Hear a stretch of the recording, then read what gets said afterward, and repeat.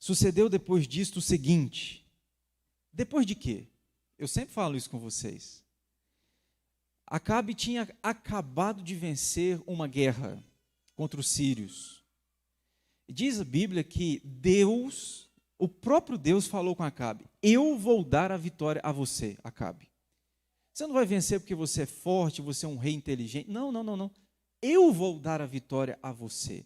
Se você ler o capítulo anterior, 20, você vai ver como que foi extraordinário essa vitória.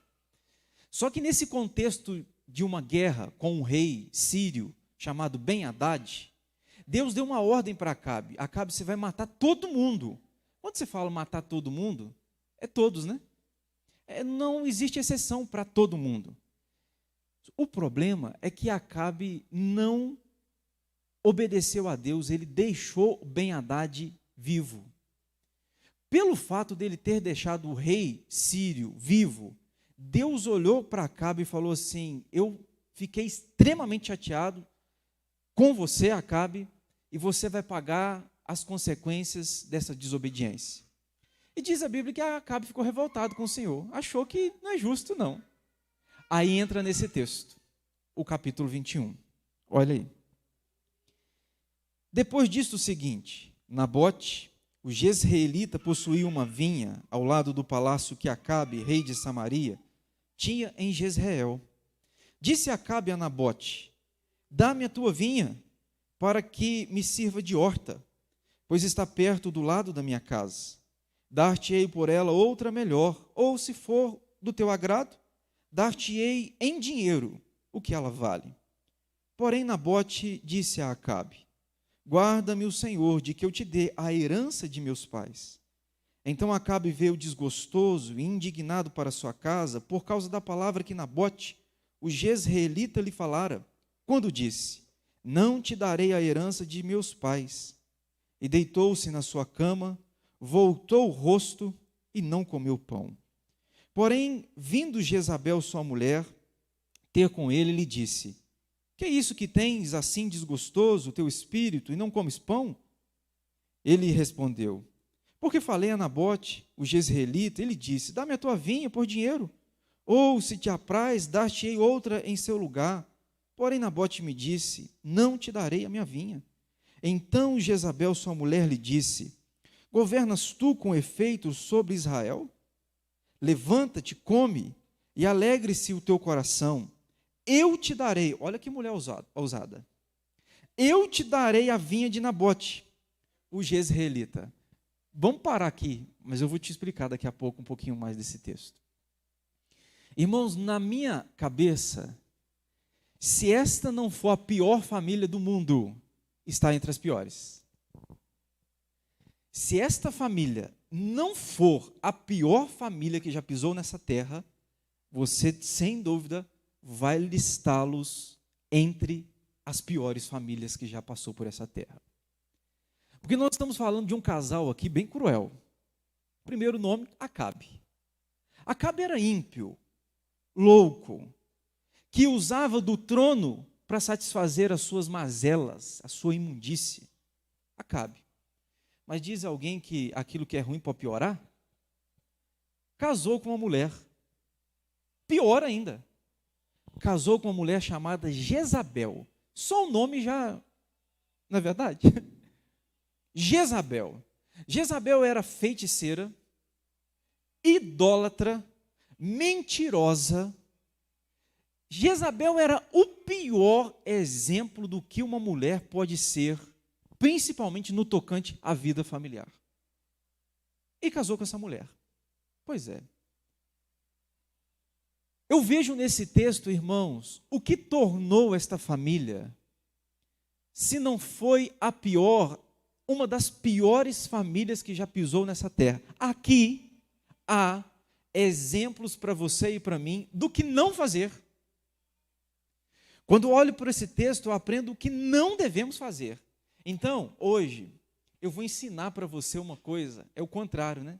Geralmente, pregação ensina você a fazer o certo, a se portar de maneira certa. Hoje eu vou te ensinar a você ter uma família a pior possível nessa terra.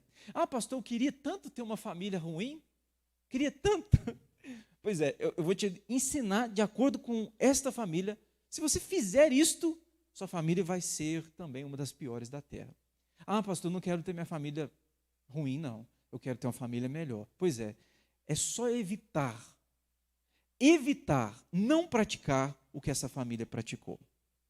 Eu acho interessante a vida, irmãos, porque quando a gente nasce, a gente é bem sonhador, né? Eu não sei você, mas até hoje eu sou bem sonhador, mas quando criança, então, eu já quis ser caminhoneiro. Meu pai, nós íamos para a praia, meu pai tinha um Uno, eu andava no banco de trás, virado para trás do carro. Para quê? Para quando meu pai corta. O senhor lembra disso, pai? Cadê o pai? O senhor lembra disso? Para quando o pai cortasse os caminhoneiros, eu acenava para os caminhoneiros, porque eu passava na frente deles, né? Eu fazia joinha para os caminhoneiros. Gente, alguns caminhoneiros bacana, eles buzinavam. Ah, para mim eu ganhei meu dia. Por quê? Meu sonho era ser um caminhoneiro. Eu já sonhei em ser administrador de empresa. Mas o interessante e aqui que está a chave da questão, quando a gente é criança e a gente sonha em ser, em ter, a gente não acrescenta no nosso sonho um fator chamado pecado. A gente sonha, mas a gente esquece que existe algo na raça humana que arrebenta com tudo, que destrói tudo. Esse fator é pecado. Quando a gente é criança, alguns sonham em casar. Quem estudou aí fazia aqueles... Qual idade que você quer casar? E você colocava lá, 20. Eu colocava lá, eu quero casar com 20 anos. Fui casar mais tarde. A Cris que colocava mais tarde, casou mais cedo. Mas você sonha, eu sonho em casar. O outro pode sonhar, eu sonho em ter filhos. Tudo isso é bom. Mas uma coisa que a gente esquece quando a gente é criança, adolescente, até mesmo adulto, é de acrescentar um fator que é cruel, chamado pecado. O pecado arrebenta, irmãos. O pecado destrói. O pecado é o pior problema da humanidade, sabe por quê? Porque tudo que você fizer que não for pecado, não te coloca como rebelde diante de Deus, mas o pecado coloca você como rebelde, coloca você suscetível a vivenciar a ira de Deus. Então sim, pastor, o pecado é a pior tragédia. E eu vejo aqui nesse texto um casal, Jezabel e Acabe, que ignoraram o fator pecado dentro da vida familiar. Você não sabe, não sei se você sabe, mas Jezabel foi a mulher que induziu o culto a Baal. Ela, olha o que uma mulher tem condições de fazer numa família. Ela foi quem induziu o culto a Baal, uma mulher tão idólatra. E Acabe um fracote, que entrou na onda. Se você perceber, depois você vai ver Elias entrando naquele cenário, naquele contexto com os profetas de Baal. Note, naquele contexto de Elias já eram 850 profetas. Idolatria havia crescido. Pois é. Então eu aprendi aqui, meus irmãos, 4 coisas do que você não deve fazer. Eu vejo nesse texto 4 questões que essa família teve, que a fez ser a pior família, na minha visão, que já pisou nessa terra. Essas 4, eu separei 2 masculinos e 2 femininas. É 2 para os homens e 2 para as mulheres. Mas eu vou começar com os homens. Ah, pastor, por que nós? Para você crescer, amadurecer. Para os homens, as 2 palavras começam com M. M. Para as mulheres, as 2 palavras também começam com M. Eu fiz isso exatamente para você, com a graça de Deus, gravar, se você conseguir. Separei 4, 2 que Acabe teve, 2 que Jezabel teve, não significa que foram só essas, existem outras, mas eu separei essas 4 pela manhã, que fez essa família ser a pior família da terra, para você não praticar. Se porventura alguma encaixou com você, a minha palavra é: abandone imediatamente, porque senão o resultado vai ser bem semelhante ao resultado desta família. A primeira coisa é: o que fazer, o que tornou essa família a pior família possível? Número 1, esta família teve um marido materialista. Esta família teve um marido materialista. Eu disse que começaria com M, materialista. Homens, quer arrebentar com sua família? Quer acabar com a vida conjugal, familiar? Quer acabar? Seja o maior materialista possível. O que é uma pessoa materialista? Materialista é aquela que está afoita por consumir. Ela quer ter. E ela quer tanto ter que ela passa por cima dos outros para ter. Ela passa por cima do cônjuge. Se for para ter, ela atropela todo mundo. Ela passa por cima do amigo, ela passa por cima do vizinho, ela passa por cima de quem quer que seja, porque o material virou o seu Deus. Olha o verso 1, põe os seus olhos aí no verso 1, do capítulo 21. Sucedeu depois disso o seguinte: Nabote, o jezreelita, possuía uma vinha ao lado do palácio que Acabe, rei de Samaria, tinha em Jezreel. Disse Acabe a Nabote: dá-me a tua vinha. Gente, eu não sei se vocês percebem no texto, mas aqui no texto tem um homem bem materialista. O cara é rei, tinha acabado de vencer uma guerra, dinheiro não faltava, bens não faltavam, mas ele tinha uma casa ali, dizem os historiadores, que era uma casa de verão. Ó, para você ver o privilégio desse rei. Uma casa de verão. Ao lado dessa casa tinha um lugar que pertencia a Nabote. Ele chega para Nabote, olha o tom autoritário: dá-me a tua vinha. O camarada se acha Deus na terra, né? Dá-me a tua vinha. E Nabote, um homem crente, entendeu que ele não poderia dar e nem vender. Olha o que Nabote responde, verso 3. Porém Nabote disse a Acabe: guarda-me o Senhor de que eu te dê a herança de meus pais. Existe na Bíblia, irmãos, princípios que impediam a herança ser vendida ou doada. Só ouça, só ouça. Números 36, 7, a Bíblia diz assim: assim a herança dos filhos de Israel não passará de tribo para tribo. Agora escute mais. Levítico 25, 23. Também a terra não se venderá em perpetuidade, porque a terra é minha, pois vós sois para mim estrangeiros e peregrinos. Sabe o que Nabote está fazendo aqui? Nabote está dizendo para Acabe: Acabe, eu não posso te doar, eu não posso te vender. Por que eu não posso fazê-lo? Eu não posso fazê-lo porque a Bíblia não me permite nem te vender e nem te dar. Eu não posso, é herança do meu pai. Isso aqui é algo que não há preço, que compre. Sabe o que foi o resultado? Diz a Bíblia que Acabe agora vai para o canto, vai chorar igual menino, igual moleque.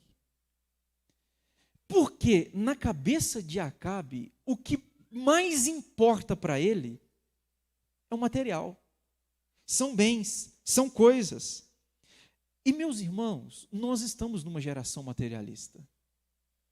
Eu falo de mim, você avalia a sua vida, mas quando eu olho para mim, eu vejo que se você não fizer uma reflexão pura, com a graça de Deus iluminada por Ele, você cai nessa cilada que o mundo tanto prega para a gente.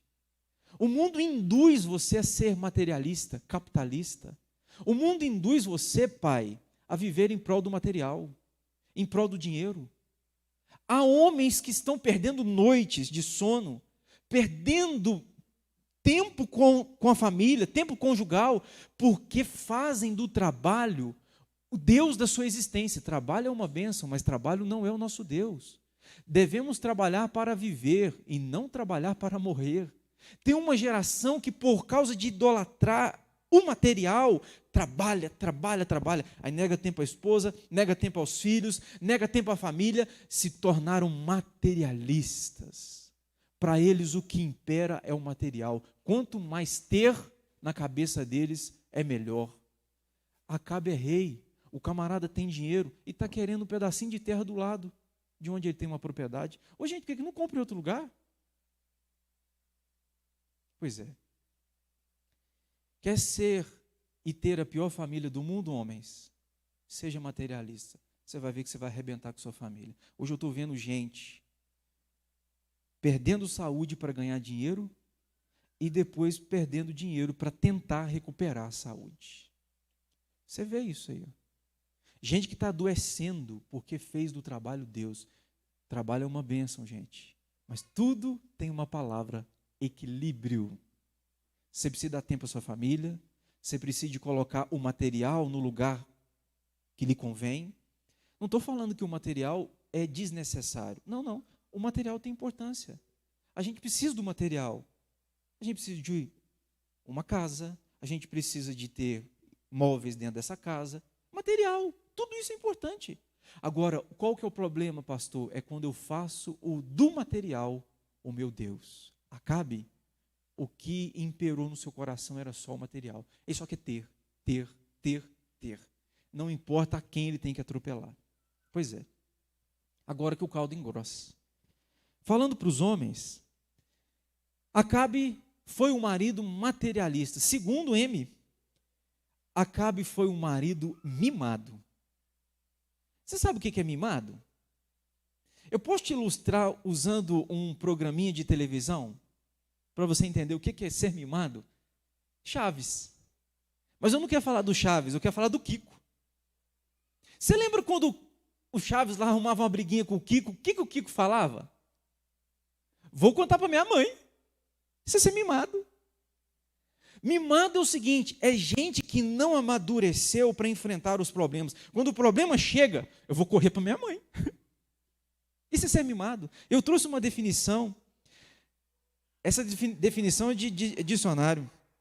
O que é uma pessoa mimada? O dicionário diz, é uma pessoa muito protegida pelos pais ou algum parente, que recebe muitos agrados, que sempre pede ajuda aos pais e geralmente não toma decisão sozinho. Mimado. O problema chega, ele já quer pular no colo de alguém, para que esse alguém resolva o problema dele. Pastor, de onde o senhor está vendo no texto que Acabe é mimado? Eu vou te mostrar agora o verso 4. Verso 4. Então Acabe veio desgostoso e indignado para a sua casa, por causa da palavra que Nabote, o jezreelita, lhe falara, quando disse, não te darei herança de meus pais. E deitou na sua cama, voltou o rosto e não comeu pão. Gente, é rei o rapaz. É marido. É um homem. Ele chega diante de Nabote, dá-me tua vinha. Nabote, não te dou e nem te vendo. Não posso fazer isso porque é a herança dos meus pais, a Bíblia não permite, não posso.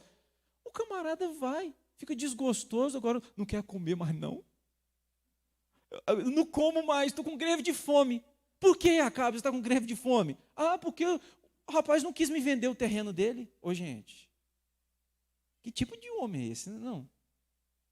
Aí, mulheres, pensa no seu privilégio de casar com um homem assim.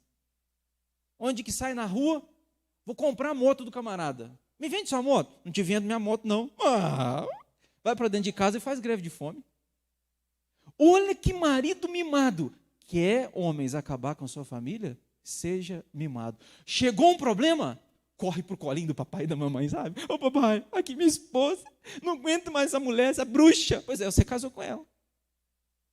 Papai, me ajuda aqui, olha, me socorre. Mimado. A Bíblia nos chama, meus irmãos, a ser homens. Eu estou falando com nós, homens. Aqui é papo agora de macho para macho. A Bíblia manda a gente assumir as nossas responsabilidades. Nós não podemos ser mimados. E eu tenho uma sensação assim, muito triste pelas mulheres que casaram com homens mimados. Eu acho que essas mulheres devem sofrer demais, gente. Devem sofrer demais. Jezabel aqui, ela chegou diante de Acabe, você vai ver agora no texto. Acabe está lá com grevinha de fome. Não quer me vender. O problema é que essa mulher chega para Acabe e piora o cenário. Que aí vai entrar a parte delas. Eu já vou chegar lá. Quer arrebentar com a sua vida familiar?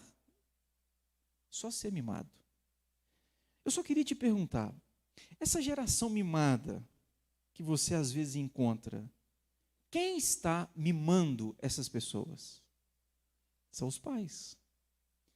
Então eu queria dizer para você, pai, mãe, tome conta de você, do seu coração, das suas atitudes, da maneira como que você está lidando dentro da sua casa, que pode ser que você está criando um mimado. um filho, uma filha que não sabe ouvir não. Acabe diante do primeiro não, faz greve de fome. Parece que nunca aprendeu a ouvir não, né? Ô, gente, se tem uma coisa que a gente tem que aprender a lidar é com não. Porque a vida, existem mais nãos para a gente ouvir do que sim. A vida é assim, você que amadureceu, você sabe que é assim. Os nãos estão aí, toda hora, em todo momento. Ah, se eu fizer greve de fome porque recebi o não, vou morrer.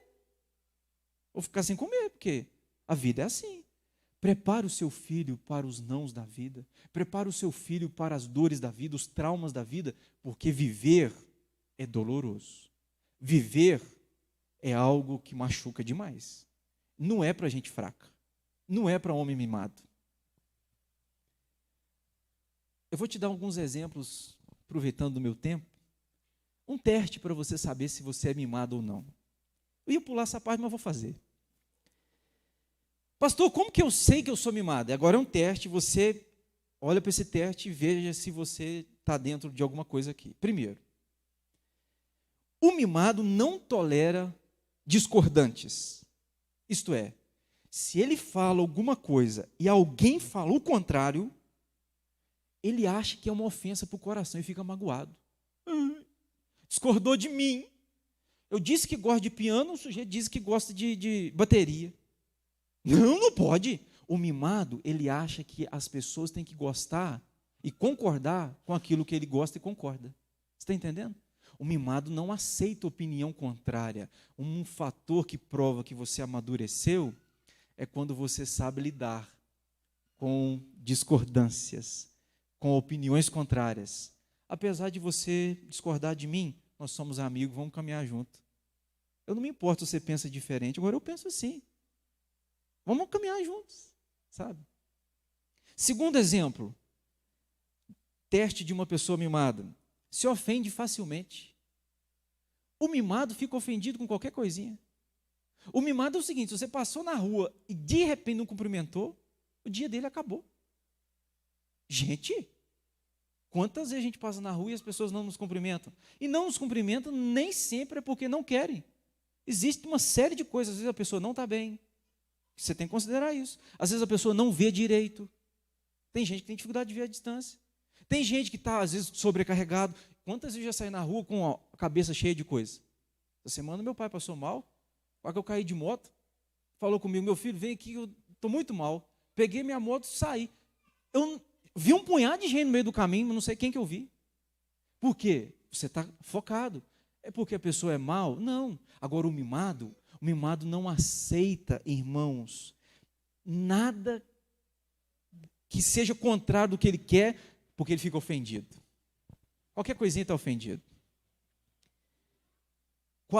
Terceiro, o mimado não aceita crítica. Ah, critica o mimado para você ver. Você arrebentou com ele. Critica o mimado. Se você falar alguma coisa que seja, às vezes, até mesmo para o bem dele, você arrumou um inimigo. Quarto, o mimado não aceita outro receber o holofote. Já perceberam isso aqui? Se alguém está sendo aplaudido, está sendo visto, está sendo elogiado, dá uma raiva nele, ele não admite, não. Ele não consegue conviver com gente que faz coisas melhores, que recebe mais elogios. Isso é um mimado. Agora, aquele que amadureceu, pode elogiar, problema não. Pode exaltar, não tem problema não. Eu sei quem eu sou. O maduro é bem resolvido. Ele sabe quem ele é.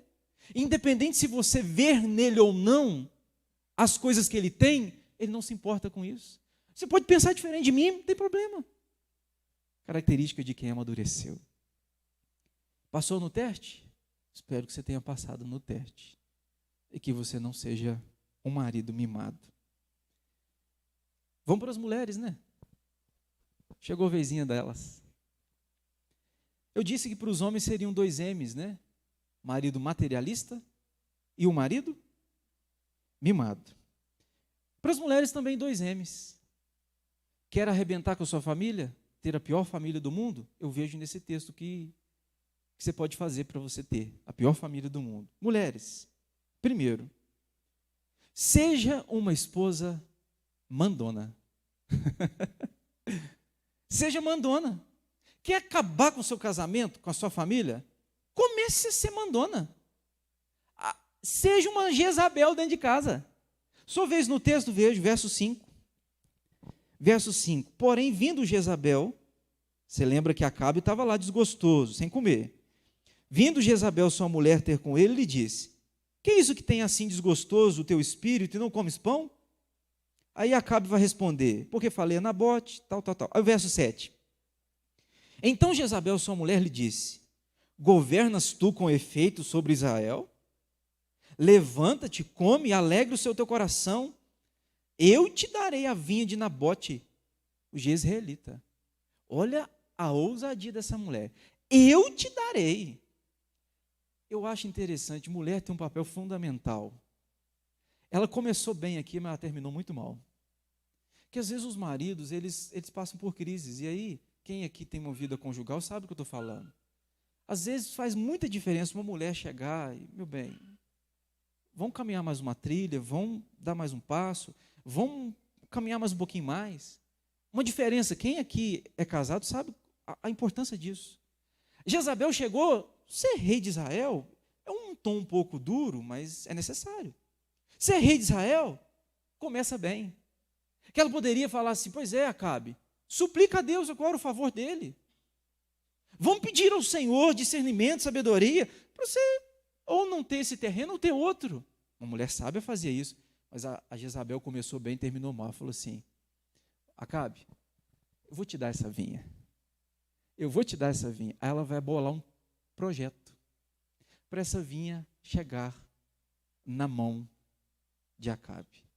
Mas antes de falar do projeto, eu preciso te falar isso aqui. Você, irmã, você não é uma esposa mandona, não? Mandona. Dura coisa, eu vou falar disso na quarta-feira próxima e na outra. Próxima quarta-feira eu vou falar do papel masculino e na outra do papel feminino. Porque se tem algo nessa geração que está sendo invertido, é a mudança de papéis dentro do lar. Papel. O que é papel? Se eu, homem, quero fazer o papel da mulher dentro de casa, resultado você já sabe. Tragédia. Se a mulher quer fazer o papel do homem dentro de casa, resultado você já sabe. Tragédia. Jezabel quer fazer o papel do homem.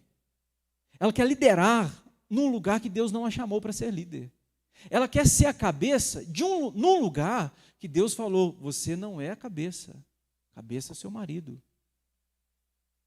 Quando a gente inverte os papéis, a gente está caindo numa cilada grandiosa. Deixa eu te dizer uma coisa, irmã. Você lembra quando você casou? Quem casou aqui numa cerimônia? Você lembra quando você entrou pelo templo? Você estava linda, né? Vestida de noiva, aquela coisa magnífica. Se você não fez assim com você, você sabe do que eu estou falando, que você já viu muitos. Aí a noiva entra. Geralmente, quem acompanha a noiva? Não é o pai dela? O noivo fica aqui, ó. Ou aqui, não sei, mas fica à frente. A noiva vem acompanhada do pai. O noivo vai ao encontro. O noivo cumprimenta o pai, pega na mão da noiva e traz a noiva até o altar. Isso é uma simbologia. O fato de o noivo ir cumprimentar o pai, agora o pai entregar a filha como esposa para aquele noivo, é uma simbologia de troca de autoridade. É como se o homem, o pai, vindo com a filha, ele chegasse diante do noivo e dissesse assim, simbolicamente, ele dissesse assim: ô moço, esta aqui é minha filha. Até hoje eu fui o cabeça dentro de casa, até hoje eu fui o líder, até hoje eu ensinei, eu eduquei, até hoje eu fiz o meu papel. Agora, a responsabilidade é sua. Agora você vai ser o cabeça, agora você vai ser o líder. Agora esta mulher, antes ela vinha a mim para ser o amparo, para ser o seu repouso. Ela vinha a mim, eu era o pai dela. Mas agora é você. Agora você que cuida. Agora que você que sustenta, você que acolhe, você que recebe. Agora é você. é uma simbologia de troca de autoridade. Não é a mulher que é a líder, é o homem. Jezabel falou assim: não, aqui dentro de casa, eu sou a líder, eu mando. O resultado você já vai ver. Quer acabar com a sua família? Seja uma esposa mandona. Segundo, para as mulheres, eu termino com essa segunda. O que fazer para ter uma pior família do mundo? Seja uma esposa mentirosa. Seja mentirosa. Minta. Minta hoje, amanhã. O mentiroso é assim. Se você conhece gente que fala mentira, você sabe. Mentira é algo que hoje eu falo, amanhã eu me torno a mentira que falei. Você entendeu? Daqui a pouco eu acredito que aquela mentira é verdade. É um processo caótico, cruel. O mentiroso, a tendência dele se tornar cada vez mais mentiroso é grande, porque se ele não se arrepender e não suplicar a graça de Deus, porque hoje ele fala uma mentira aqui, aí amanhã ele tem que mentir de novo, para sustentar essa mentira. Aí amanhã, semana que vem, ele tem que sustentar aquelas mentiras, então ele tem que falar outra mentira. Vai virando um ciclo. E o pai da mentira é o diabo. Quer ver Jezabel mentindo? Deixa eu ver onde está o verso. Verso 8. Verso 8. Esse nós não lemos ainda. Então, aqui Jezabel tomando atitude, para resolver o problema lá. Então escreveu cartas em nome de Acabe, selou-as com sinete dele e as enviou aos anciões e aos nobres que haviam na sua cidade que habitavam em Nabote. Deixa eu te explicar aqui. O rei tinha um sinete. Sinete é uma espécie de um anel que só o rei tinha. Esse anel funcionava como uma espécie de um carimbo. Quando o rei decretava alguma coisa, ele pegava aquele anel, aquele sinete, e está válido. Entendeu? O que Jezabel fez? Escreveu cartas, pegou o anel, o carimbo de Acabe e selou, carimbou, como que se dissesse o seguinte: são ordens dele, viu? Mas não eram ordens de Acabe. Ela que estava planejando aquilo todo. Ela mente, fingindo ser ordens do marido, mas quando na verdade é a astúcia do coração dela. Olha para você ver. Olha o que ela faz mais. Verso 9. E escreveu nas cartas dizendo: apregoai um jejum e trazei Nabote para a frente do povo. Gente, isso aqui para mim é o pior dos piores contextos aqui. A Jezabel está querendo dar para o marido a terra de Nabote. Ela faz o povo jejuar. Jejum, quando o rei estabelecia jejum público, coletivo, era por causas grandiosas e especiais. Ela está dizendo o seguinte: eu arrumei uma estratégia, vamos jejuar. Ela está invocando Deus para um projeto maligno. Ela está colocando Deus num plano dela diabólico. Você já parou para pensar nisso aqui? Olha o que ela vai fazer mais. Verso 10, fazeis sentar defronte dele 2 homens malignos, que testemunham contra ele, dizendo: blasfemar-te contra Deus e contra o rei. Ela está querendo contratar testemunhas falsas para acusar Nabote, para Nabote perder a sua vida. Olha mais, depois levai-o para fora e apedrejai-o para que morra. Gente, a mulher está querendo resolver o problema do marido matando o cara, e chamou o povo para jejuar. Eu não disse a vocês que nós estamos falando da pior família? Se não for a pior, é uma das piores. Olha o caos. Ela está invocando um culto, ela está invocando Deus para uma estratégia diabólica e satânica. Olha que cruel. Aí vai acontecer a tragédia. De fato, Nabote vai ser morto. E foi. Aí a notícia vai chegar a Acabe. Olha o verso 18. Dispõe-te, desce para encontrar com Acabe, rei de Israel, que habita em Samaria. Eis que está na vinha de Nabote, aonde desceu para tomar posse dela. Falar-lhe-ás dizendo: assim diz o Senhor, mataste e ainda por cima tomaste a herança. Dir-lhe-ás mais: assim diz o Senhor, no lugar em que os cães lamberam o sangue de Nabote, cães lamberão o teu sangue. o teu mesmo. São palavras aqui duras de Deus para Acabe. Deus está falando o seguinte: olha, o sangue seu será lambido por cães. É uma figura de uma morte ao ar livre. Tragédia. Tragédia. Olha para o verso 20. Olha o verso 20. Perguntou Acabe a Elias: já me achaste inimigo meu? Está chamando o profeta de inimigo. Respondeu ele: achei-te, porquanto já te vendeste para fazeres o que é mal perante o Senhor. Aí verso 23, agora o decreto de Deus para Jezabel. Também de Jezabel falou ao Senhor: os cães devorarão Jezabel dentro dos muros de Jezreel. Irmãos, aqui tem um fim trágico para uma família que abusou do pecado. Uma mulher que foi mandona e mentirosa. Um homem que foi materialista e mimado. Tem consequências cruéis aqui da parte do Senhor. Só para você entender, a Bíblia diz para Acabe o seguinte: o sangue dele seria lambido por cães. Você vê isso se cumprindo em 1 Reis 22, a partir do verso 2. O seu corpo foi levado para Samaria para ser sepultado, e os cães lamberam o seu sangue. Está em 1 Reis 22, 38. Cumpriu o que Deus havia dito. Com relação a Jezabel, a Bíblia diz que ela iria morrer e não teria um sepultamento. Não teria um sepultamento. Os cães iriam comer o seu corpo. E você sabe como terminou a história dela. Ela foi empurrada do alto do palácio, ela caiu do lado de fora, a carruagem de Jeú passou por cima dela, e quando foi buscar o corpo dela, os cães já haviam comido o corpo dela. Deus disse: se cumpre. Eles tiveram um filho, Acabe e Jezabel, aliás, uma filha. A Bíblia diz que esta filha chamava Atália. Pouco conhecemos a respeito dessa filha, porque os textos bíblicos a respeito dela é muito pouquinho. Mas o que a Bíblia diz a respeito de Atália é que ela fez exatamente como o seu pai e a sua mãe fizeram. Fez o que era mal perante o Senhor e induzia cultos a Deus que não era o nosso Deus. Culto a deuses. Porque aquilo que vemos dentro de casa é aquilo que os nossos filhos serão, não é verdade? Eu queria concluir a minha palavra aqui nesta manhã dizendo para vocês algumas coisas. Primeiro, irmãos, não entre nessa onda materialista, não. Cuidado. O material tem a sua importância, mas o material não substitui Deus na sua existência. Ok?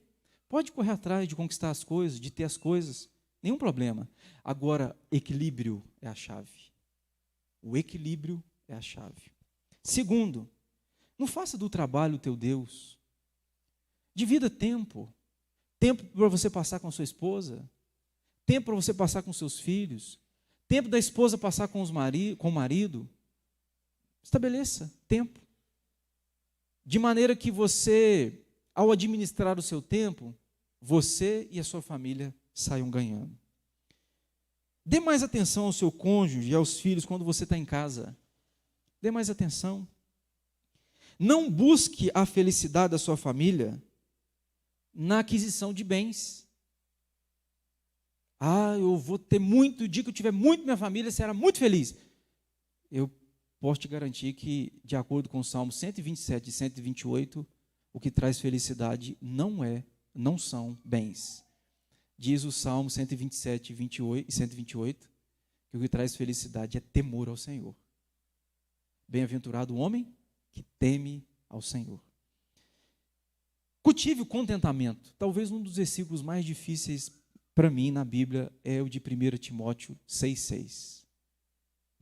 Põe aí, Carlos. 1 Timóteo 6,6. Esse é um dos textos que me faz repensar, pedir a graça de Deus, porque que texto difícil. De fato, grande fonte de lucro é a piedade com contentamento. Está difícil ser contente com aquilo que Deus nos deu. Está difícil.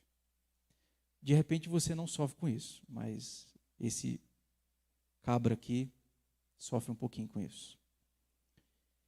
Respeite seu marido. Pare de ser mandona, irmã.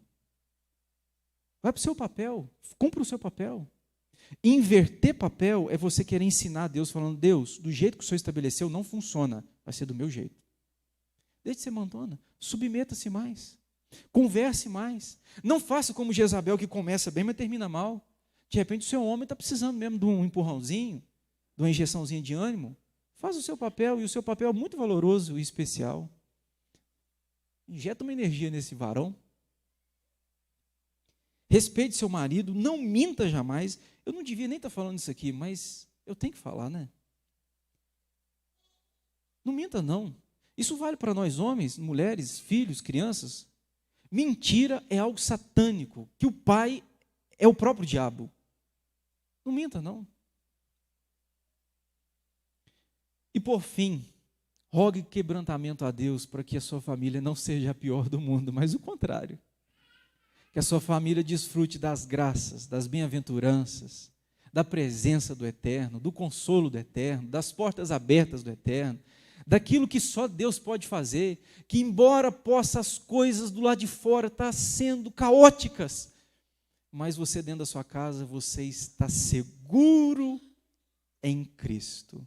Nele você confia, nele você refugia. Eu amo o salmista, que o salmista diz que aquele que teme ao Senhor não se atemoriza de más notícias. Antes, o seu coração é firme, confiante no seu Deus. Irmãos amados, eu mostrei a vocês daquilo que vocês podem fazer para ser a pior família. Mas eu queria que esses exemplos fossem para mim e para você exemplos daquilo que a gente não vai fazer, para a gente nunca ser a pior família da terra. O contrário, para que a nossa família seja as melhores dessa terra. Nós temos tudo o que é necessário. Temos Deus, temos a sua palavra, temos o Espírito, temos a igreja, temos irmãos na fé. Bom, não nos falta. Temos aquilo que é essencial.